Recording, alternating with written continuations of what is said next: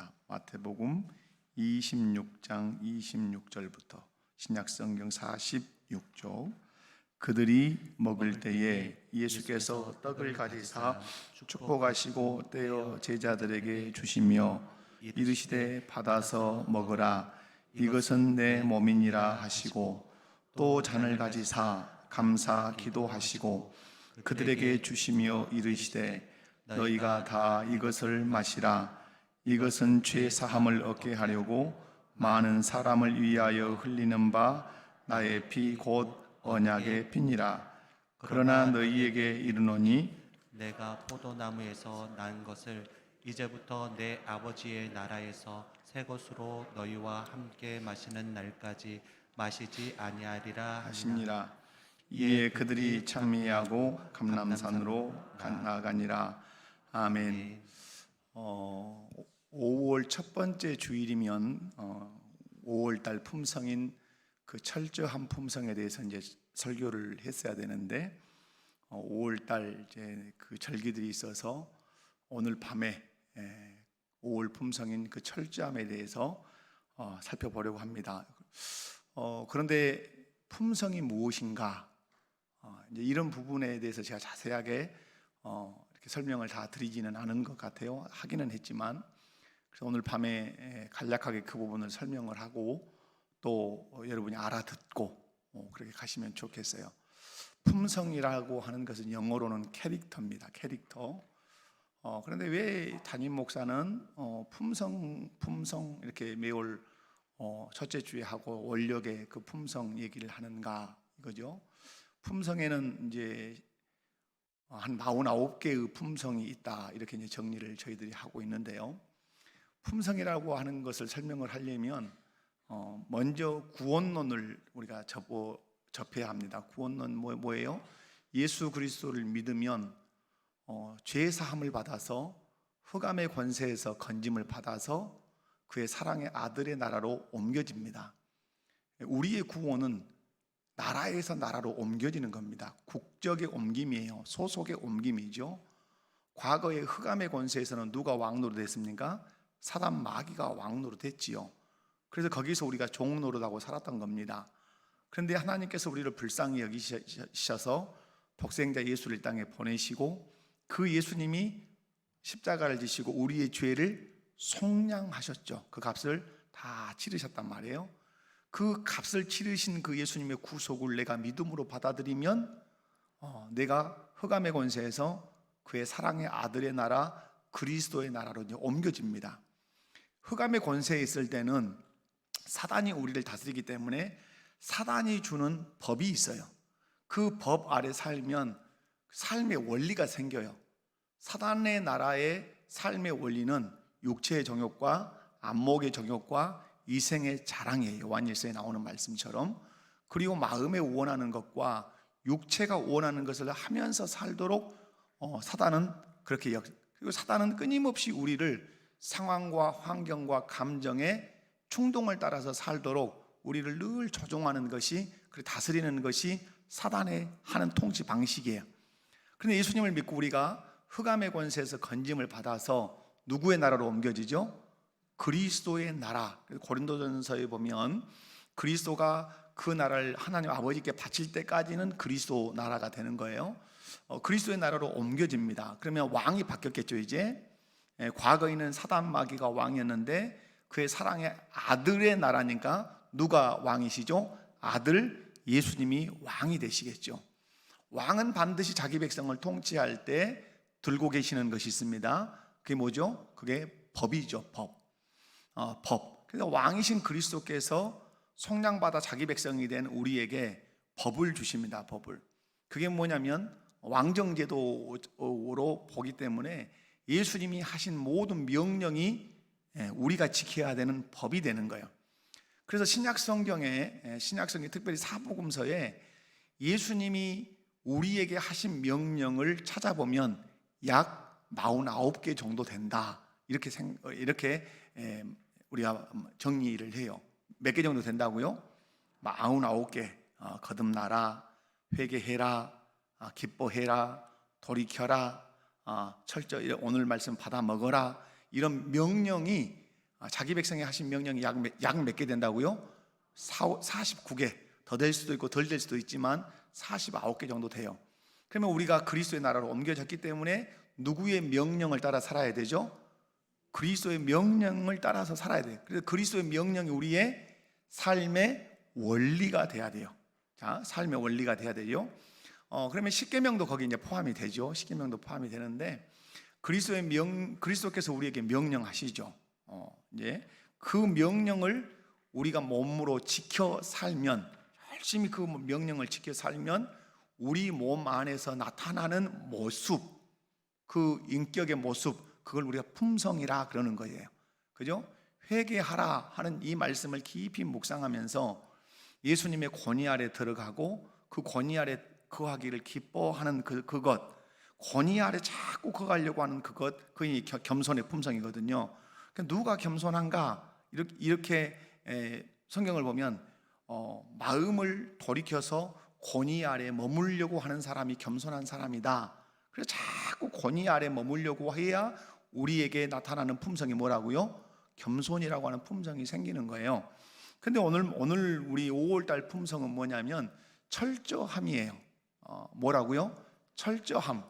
근데 우리 몸에서 그러니까 나타나야 하는 그 모습이 뭐예요? 우리의 인격 안에서 드러나야 하는 하나의 그 품성이 철저함이 우리에게 있어야 된단 말이에요. 그러면 왜 우리가 이 철저함이라고 하는 품성이 우리에게 어떻게 할 때 생겨나느냐? 예수님께서 받아 먹고 마시라 성찬을 제정하셨단 말이에요. 성찬을 제정하셨는데 그 성찬 제정의 과정과 그 주님이 성찬의 떡처럼 성찬의 잔처럼 희생의 제물로 바쳐지시는 그 모든 과정을 살펴볼 때 예수님은 그 모든 사역을 빈틈없이 철저하게 준비하셨단 말이에요. 그래서 그 예수님이 하신 그 사역의 그 모습과 태도들을 보면서 우리도 그렇게 살아가는 거란 말이죠. 그렇게 할 때 우리 안에 하나님의 사역을 이루어 갈 때 적당하게 하는 것이 아니라 철저하게 해서 하나님이 원하시는 수준의 일을 딱 이렇게 완료시켜내는 그게 이제 철저함이거든요. 그래서 오늘 한번 그런 이제 하시고 다음에 이제 하나님 나라가 무엇인가를 설명을 하고 이렇게 배울 때 이 부분 품성, 왜 우리가 품성을 해야 되는지에 대한 것은 더 깊이 있게 다루도록 그렇게 하겠습니다. 오늘 하나님의 백성들인 우리가 이제 5월에 적용해야 될 품성은 철저함이에요. 철저함의 품성은 오늘 우리가 읽었던 마태복음 26장 26절에서 30절 말씀의 근거를 두고 있어요. 자, 철저함의 정의가 있어요. 정의를 보시면 이제 화면에 띄워지는 대로 한번 읽어볼까요? 철저함의 정의 한번 읽습니다. 다 같이 시작. 일이나 말에서 무시하고 넘어가면 효과를 떨어뜨릴 요소를 아는 것. 여기서 보시면 일이나 말에서 어떤 것 하나를 조금이라도 무시하고 넘어가면 효과를 떨어뜨릴 수 있는 요소를 아는 거예요. 그냥 그 하나를 무시하고 넘어가면 효과가 떨어진다는 사실을 알기 때문에 그것을 무시하려고 할까요? 무시하지 않으려고 할까요?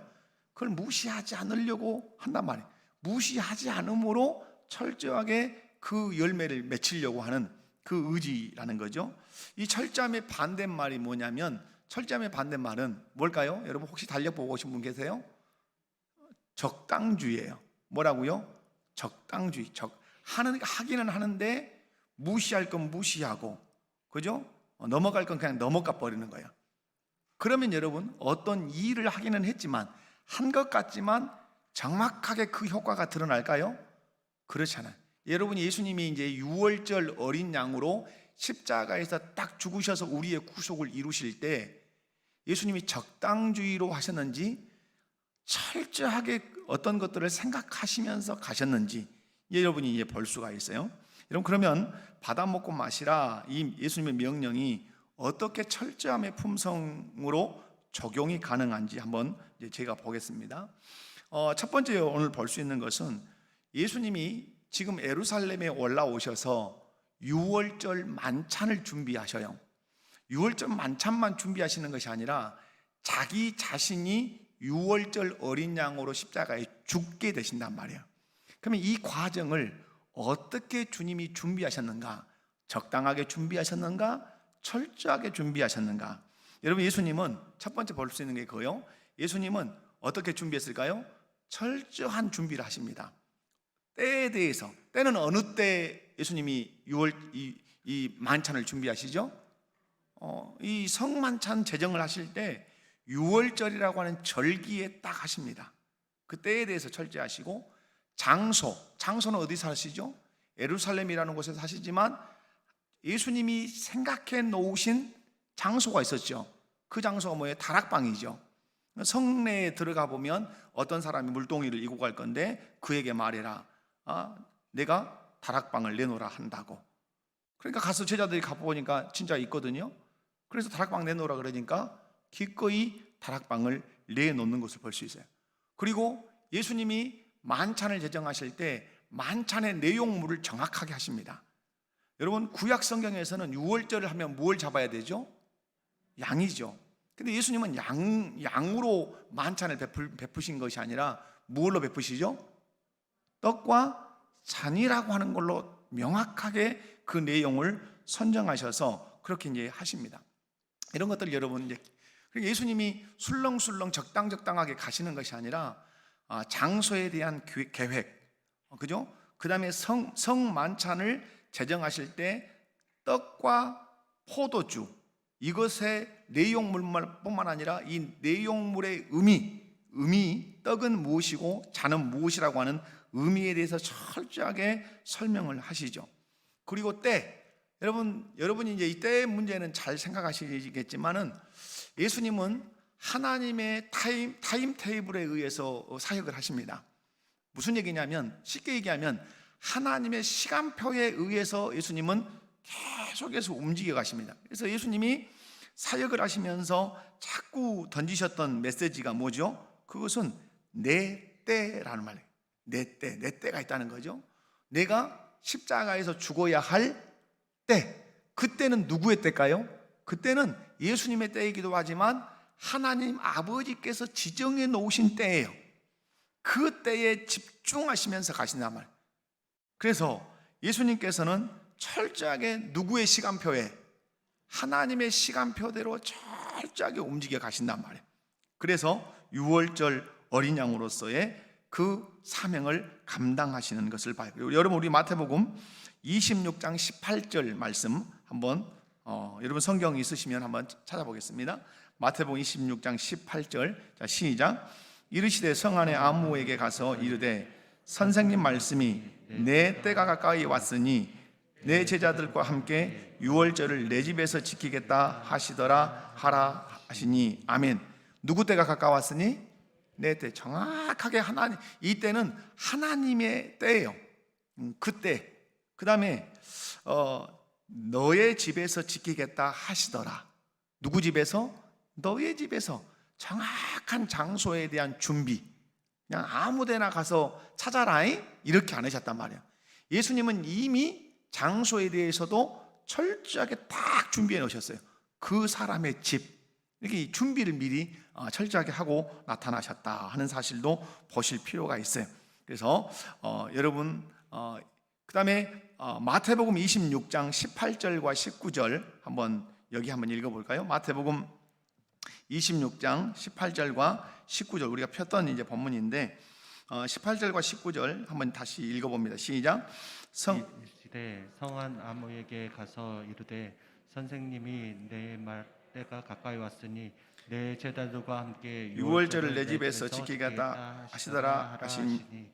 제자들이 예수께서 시키신 대로 하여 6월절을 준비하였더라. 방금 제가 말씀을 드린 것처럼 예수님은 자기가 6월절을 지켜야 할 그 장소에 대해서 그렇게 이제 하셨고, 그 다음에 예수님은 오늘 말씀을 보면 본문에 26절을 보면 이렇게 돼 있죠. 그들이 먹을 때에 예수께서 무엇을 가지사? 떡을 가지사 축복하시고 떼어 제자들에게 주시며 받아서 먹으라. 이것은 무엇이다? 내 몸이다. 그래서 재료에 대한 준비도 다 하셨단 말이에요. 그리고 그 의미, 이것이 상징하는 것이 무엇인지도 예수님은 준비하셨어요. 그리고 예수님께서 이제 27절에 또 못을 가지사 잔을 가지사 감사기도 하시고 그들에게 주시며 이르시되 너희가 이것을 마시라. 이것은 죄 사함을 얻게 하려고 많은 사람을 위하여 흘리는 바 나의 피 곧 언약의 피니라. 이렇게 말씀하세요. 그래서 예수님은 6월절에 어린 양으로 이제 우리에게 잡으라고 말씀하지 않고 무엇을 준비해라. 떡과 잔을 준비해서 만찬을 이제 지킬 것을 우리에게 얘기하시죠. 떡이 무엇을 상징한다고요? 예수님의 몸. 잔이 무엇을? 예수님의 피를 상징하도록 예수님이 딱 의미를 부여해 주셨다 하는 겁니다. 두 번째 이제 보도록 하겠습니다. 두 번째는 여러분이 눈여겨보셔야 될 거지만 예수님은 대상에 대해서 만찬에 참여할 대상에 대해서 철저하셨어요. 자, 이게 뭐 다 두드러 맞히냐 이게 철저함에다가 이렇게 하시지만 그러지 않아요. 여러분 18절 말씀을 보면 이렇게 되어 있습니다. 자, 이르시되 성안 아무에게 가서 이르되 선생님 말씀이 내 때가 가까이 왔으니 자, 그 다음에 말씀이 뭐죠? 내 제자들과 함께 유월절을 내 집에서 지키겠다 하시더라 하라 하시니 이렇게 돼 있어요. 여러분 오병이어 때는 어떤 그 떡을 먹는 사람들을 제한하신 적 있으십니까? 오병이어 때 몇 세 이상만 와라, 남성만 와라, 여성만 와라, 내 제자만 와라, 내 제자는 빼고 군중만 와라, 이런 제한이 있었습니까? 제한이 없었습니다. 다 어느 누구든지 먹이셨습니다. 그런데 오늘 6월절 만찬 자리에는 한정하십니다. 정확하게 선을 그으십니다. 누구로 선을 그으시죠? 내 제자들과 함께 이렇게 말씀해요. 누구와 함께? 내 제자들과 함께 만찬을 하겠다 이렇게 말씀해요. 그럼 여기서 이 제자들과 만찬이 연관성이 있어야 돼요. 자, 이 제자들은 누구냐 하는 거죠. 내 제자들은 만찬에 내가 데리고 가서 만찬을 함께 참여할 내 제자는 누구냐? 누구겠어요? 이 제자는 예수님에 대한 신앙 고백이 분명한 사람들이에요. 이해 가시죠? 예수님의 제자들은 예수님에 대하여 신앙 고백이 분명하단 말이에요. 물론 가룟유다도 섞여는 있지만 그렇게 이제 일단은 전제하셔야 돼요. 그래서 오늘 교회가 성찬을 거행할 때 가장 중요하게 확인하는 거예요. 뭐예요? 성찬을 베풀어요. 우리가 교회 안에서 성찬을 베풀 때 가장 중요하게 확인하는 게 뭐죠? 대상이 자격이 누구예요? 세례 받은 자예요. 그러면 세례 받은 자의 의미는 뭐죠? 예수 그리스도를 나의 구주로 믿었다고 교회가 확증한 사람들이에요. 그 사람들만 성찬에 참여할 수 있어요. 국회의원이니까 참석한다, 가난하니까 참석 못한다, 이런 개념은 성찬에 있잖아요. 아무리 대통령이라 할지라도 세례를 받지 않은 사람은 이 성만찬에 참여를 할 수 없어요. 그러나 시골에서 농사를 지으며 초등학교 문턱도 안 가본 분이라 할지라도 예수님을 나의 구주로 믿고 신앙 고백을 해서 세례를 받은 사람은 이 거룩한 성만찬에 참여를 할 수 있단 말이에요. 그런 의미에서 예수님은 만찬을 준비해 놓으시고 대상을 정확하게 집으신단 말이에요. 내 제자들과 함께. 이 제자가 누구라고요? 예수님에 대해서 신앙 고백을 분명하게 한 사람만 이 만찬에 참여하겠다 이런 말씀이에요. 그러므로 교회가 성만찬을 할 때, 성찬을 할 때 철저해야 되는 부분이 뭐죠? 예수님에 대한 신앙의 고백이 분명한가? 이것을 잘 들여다보는 거죠. 그래서 예수님께서 이것을 받아 먹고 마시라고 하는 이 성찬을 제정하실 때, 이 성찬에 또 참여하게 하실 때 아무나 데리고 참여한 게 아니라 가장 먼저 누구를 데리고 가셨다? 자기의 제자, 내 제자들. 그들은 누구다? 예수님에 대한 신앙 고백이 분명한 사람.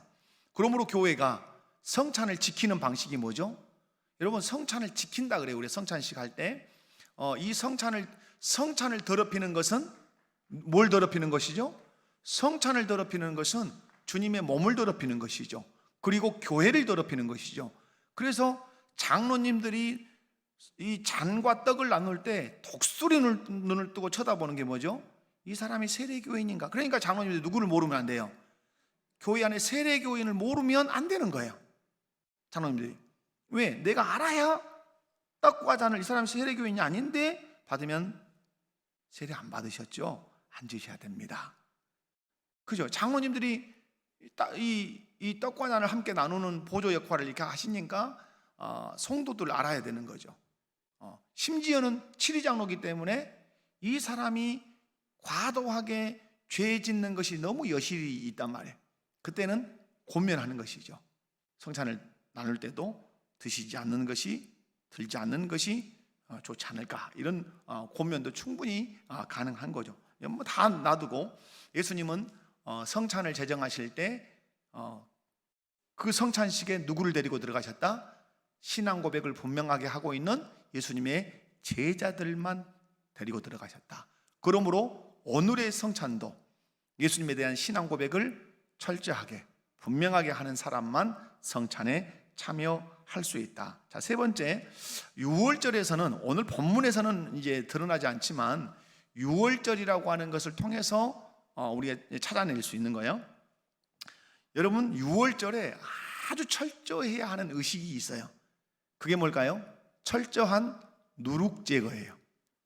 오늘 성에 들어가서 제자들이 예수님의 심부름을 할 때 너의 집에서 주께서 만찬을 하시겠다더라 그래요. 그러면 이 예루살렘에 있는 이 다락방 주인은 유월절이 가까웠기 때문에 무슨 일을 다 했을까요? 누룩 제거하는 일을 완성했다고 보셔야 돼요. 여러분, 유월절을 지킬 때 이스라엘 백성들이 뭐 하죠? 모든 누룩과 관련된 것들은 다 삶아요. 그러니까 유월절이 되면 이 이스라엘 백성들은 그릇을 큰 통에다가 이렇게 불을 때 가지고 물을 끓여서 다 삶아요. 그리고 대청소를 해요. 무엇을 제거해야 되니까? 누룩. 우리로 얘기하면 뭐 곰팡이도 있고 뭐 이게 총괄해서 누룩이라고 하는 사실이죠. 그래서 유월절을 지킬 때는 철저한 무슨 제거 작업? 누룩 제거 작업이 있어요. 온 집을 샅샅이 뒤져서 찾아내서 버려야 됩니다. 여러분, 출애굽기 12장 15절을 우리 함께 읽어보도록 하겠습니다. 출애굽기 12장 15절 시작. 너희는 이래 동안 무교병을 먹을지니 그 첫날에 누룩을 너희 집에서 제하라. 무릇 첫날부터 일곱째 날까지 유교병을 먹는 자는 이스라엘에서 끊어지리라. 뭘 제하라? 누룩을 제하라. 유교병 떡 먹지 마라, 이 말이에요. 여러분, 예수님의 부탁을 받고 다락방을 내어준 이 사람도 실상은 자기 집에 뭘 다 제거했다고 우리가 봐야 돼요. 누룩을 다 제거. 예수님의 제자들도 이 작업을 이미 거쳤다고 우리는 먼저 전제할 필요가 있어요. 여러분, 누룩을 제거한다는 것을 신약에서 재해석을 할 때 고린도전서 11장 27절에서 29절을 볼 때 바울 사도가 재해석한단 말이에요. 그것을 어떻게 하는가? 자, 고린도전서 11장 27절에서 29절 말씀을 한번 우리 보겠습니다. 한번 읽어봅니다. 그러므로 누구든지 주의 떡이나 잔을 합당하지 않게 먹고 마시는 자는 주의 몸과 피에 대하여 죄를 짓는 것이니라. 사람이 자기를 살피고 그 후에야 이 떡을 먹고 이 잔을 마실지니 주의 몸을 분별하지 못하고 먹고 마시는 자는 자기의 죄를 먹고 마시는 것이니라. 아멘. 28절에 보면 사람이 자기를 살피고 그 후에야 이 떡을 먹고 이 잔을 마셔야 된다. 살핀다는 말은 뭐예요? 구약적 용어로 얘기하면 유월절을 맞이했을 때 살피는 게 뭐겠어요? 나와 가정을 살피겠죠. 무엇이 있는가? 누룩이 있는가 살피겠죠. 있다면 어떻게 해야 되죠? 그 누룩을 제거해야 되는 것이죠. 이것을 신약으로 재해석을 해서 올 때 우리가 성찬에 참여할 때 살펴야 되는 것이죠. 무엇을 살펴야 되는 거죠? 내 삶의 구석구석을 살펴야 되는 것이죠. 뭐가 없는가? 누룩과 같은 죄가 내 안에 없는가? 나는 죄 문제를 처리했는가? 죄 문제를 예수 피로 사함받는 이 회개를 했는가? 잘 살펴야 된다는 거죠. 그 죄 문제를 처리하지 않으면 어떤 문제가 생기죠? 고린도전서에서 여실히 말하죠. 그 죄 문제, 누룩 같은 죄 문제를 해결하지 않고 성찬에 참여하면 그런 이유 때문에 병든 자가 있고 심지어는 어떤 자가 있다? 죽는 자들도 있었다. 이렇게 말씀한단 말이에요. 왜 이게 죽을 만큼의 죄냐라고 할 때 오늘 아까 읽었던 말씀이죠. 주의 몸을 분별하지 못하고 먹고 마시는 자는 자기의 죄를 먹고 마시는 것이다. 그래서 뭐예요? 이거 주의 몸뚱아리를, 주의 몸을 더럽혔기 때문에 죽을 죄가 되는 것도 가능하다고 보시는 것이죠. 그래서 오늘 예수님께서 성찬에 참여할 때 무엇에 대해서 철저하라? 자기 죄 문제를 회개하는데 철저해라. 어떻게? 유월절을 맞이할 때 이스라엘 백성들이 누룩 제거를 철저하게 했던 것처럼 너희도 성찬을 참여할 때는 너희의 죄를 철저하게 제거하고 만찬에 참여해야 한다는 의미도 여기 함께 포함되어 있다고 보시면 좋겠어요. 자, 말씀을 진짜 내용은 한 7개 됩니다. 그러나 여러분 7개 하면 안 되잖아요. 그래서 오늘 여기까지만 하겠습니다. 그래서 여러분 어떤 거냐면, 정리하면 철저함의 정의 한번 띄워주실래요? 철저함의 정의. 자, 철저함의 정의는 이런 거죠. 일이나 말에나 무시하고 넘어가면 효과를 떨어뜨릴 요소를 아는 것. 그러니까 여러분 얘기를 정리하면 그래요. 예수님이 떡과 잔 두 개를 정하셨죠. 잔이 빠거나 떡이 빠지면 성찬의 효력이 나타나요, 안 나타나요? 안 나타나는 것이죠. 자, 유월절 만찬을 다 준비했어요. 누룩을 제거하지 않으면 효력이 나타나요, 안 나타나요? 그 효과가 나타나지 않는 것이죠. 그죠? 자, 만찬에 참여하는데 신앙의 고백이 없는 자가 참여했어요. 그러면 그 만찬의 그 효과가, 그 효력이 나타나요, 안 나타나요? 그 효과가 상실돼 버린단 말이에요. 그러니까 그런 거 하나하나를 잘 살펴서 적당하게 하는 것이 아니라 무시하고 넘어가면 안 될 것들을 잘 찾아내서 제거할 건 제거하고 참여할 사람만 참여하게 하고, 이렇게 하는 것이 우리 몸 안에 배이면 우리 안에 어떤 하나님의 일들을 할 때 적당하게 하는 습관이 드는 것이 아니라 어떻게 예수님이 그렇게 그리하셨던 것처럼 철저한 그런 품성이 우리 안에 배양이 되게 된다. 그래서 하나님의 사역을 완성적으로 해낼 수 있는, 뒤에 가면 이제 예수님께서 십자가에 죽으시잖아요. 죽으실 때 예수님은 그 모든 것들을 철저하게 준비해서 딱 죽으심으로 우리를 구속하는데 조금도 부족함이 없도록 그 구속을 완성하십니다. 만에 하나, 다음에 볼 때도 말씀을 드리겠지만, 예수님이 하나님이 예언하신 예언을 하나하나 빠뜨렸다면, 무시하고 넘어갔다면, 적당하게 넘어갔다면 주님의 구속은 효과를 다 나타낼 수 없게 되는 것이에요. 그래서 정의가 그렇게 되어 있는 것이에요. 자, 그래서 여러분이 어떤 일을 하든지 간에 적당하게 할 것이 아니라 정말 그 자격만 해야 할 사람 그 자격만, 빼내야 할 것은 철저하게 빼내고, 이런 것들을 여러분이 잘 점검하셔서 주님의 사역을 성실하게 잘 감당해 가시기 바랍니다. 기도하겠습니다. 아버지, 감사합니다. 받아 먹고 마시라, 이 명령 속에 일이나 말에서 무시하고 넘어가면 효과를 떨어뜨릴 요소를 알고 적당하게 하는 것이 아니라 철저하게 살피고 준비해서 어떤 일들을 하면 완성도가 분명할 뿐만 아니라 하나님의 영광을 드러내고 하나님의 뜻을 드러낼 수 있다는 사실을 믿습니다. 예수님이 이렇게 철저하게 유월절 만찬을 준비하셨던 것처럼 우리도 우리의 모든 삶에서 적당주의를 배격하고 철저하게 어떤 것들을 준비해서 하나님의 영광을 드러내는 예수 그리스도의 사람들이 되게 해 주시옵소서. 예수님의 이름으로 기도하옵나이다. 아멘.